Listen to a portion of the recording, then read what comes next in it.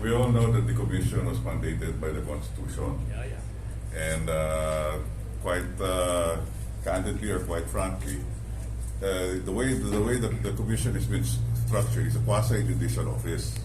Now, if you're saying about strategic planning, yes, we need to overhaul the entire organization under BP 881, Article 25, Section 280. It's entitled, it allows the COMELEC, the Commission, to reorganize. Now, we will do this step by step. We are aware of the cycle. Every 3 years, there's always an election. And then given a timeline for the bidding, we're talking about a period of two years prior to the bidding and awarding the who would be the, and then you said about the voter registration, that's another compartment. We need to compartmentalize all of these aspects in the electoral exercise. And each exercise has their own respective processes.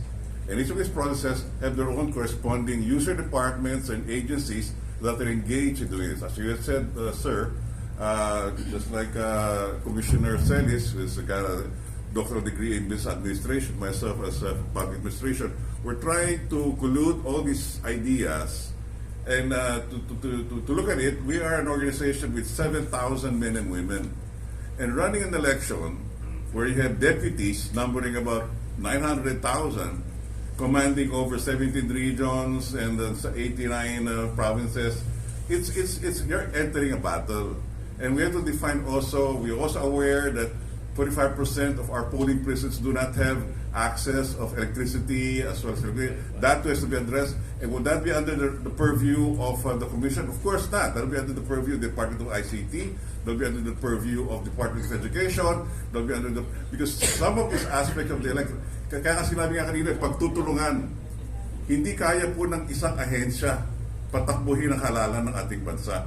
Kailangan magtulungan tayo kasi alamin natin kung anong kahinaan ng ating sistema para maganap itong ating pagpipili ng tamang mamumuno, maging yan ay pamahalaan lokal, pamahalaan nasyonal. So, lahat itong aspeto na ito, yan po yung pagsusuriin natin, pag-aaralan ng masinsinan ng bawat eksperto. Ngayon, ito po pupulungin natin itong mga pag-aaral. Ilalagay po natin sa tamang tanggapan para alamin natin na ito ay kailangan baguhin. Ngayon, pag sinabi po natin transformation, dadaan po yan multi-stages. Hindi po mayroon yan. Rome was not built in one day. We all know that. So dahil multi-stages po siya, alamin natin yan ito. Nakaprogram siya. Meron din siyang codification or meron siyang identification as a strategic plan. And in fact, if you would look at it, unfortunately, the Commission are populated with a lot of lawyers, but very few corporate or managers. That is the role that Commissioner Celis has been tasked to do. But he's only one among the other 6 commissioners and 1 chairman, and the majority of that are lawyers. No offense to the lawyers in this room, please. What we're trying to say is let's be practical about this, let's be candid about this. And that is why we're saying that's why we're inviting everybody, consulting from your end, and understand. We will take all the bashes by all means, provided it is logical. Commissioner Celis and myself were also one of the bashers at that time before we joined this office. Now we invite, including yourself, sir. So we invite all your bashing here, provided it is logical. And then when we say, okay, then in the principle of understanding the problem, we have what we call in public administration problem structuring, causal effect, causal relationship. What is the reason behind that problem? Why do we have flying voters? Why do we have vote buying? How do we address vote buying? Alam nyo, nung kami lumapit kay Chairman Garcia, sabi namin, ang alam na namin ni Commissioner Celis prior to his appointment is the election automation only. Pero sabi din niya, hindi, lahat na. We have one term, kailangan nang i-revise na yung Omnibus Election Code. It's already old. It's passed in 1985. We haven't done a new one. And quite frankly, there are about 10 or 12 election laws that up to this day have no corresponding IRR. From voters registration to party list to the Fair Elections Act, all of these aspects, pati nga yung contributions on the election, that will be addressed too. So imagine all these things that we need to overhaul. We need to get, and we need the cooperation of everybody.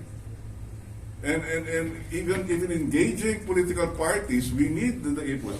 How about the multi-party system? How do we make this multi-party system mature in a standard? Under the Constitution, each political party must have their own publication. What is their platform of government? Who are their candidates? Is that being fulfilled?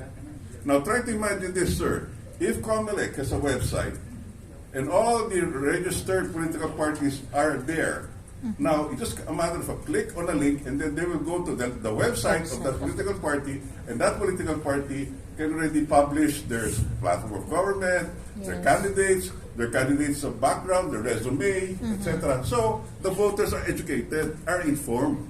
Correct. So it cannot be done. We're trying to, as what said earlier by Commissioner Celis, as suggested by the one of the secret, we have to have an architecture.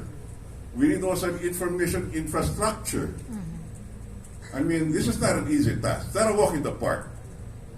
But we're taking it all this. Please throw in the best you can, the best bashing you can. We will take it, hook, line, and sinker. I mean, we appreciate that, sir. No? We do, and that is very candid of you. And we're receiving it, even in terms of the digital signing, the digital signature. Yeah. Thank you so much, Professor Nodi, as much as you would like to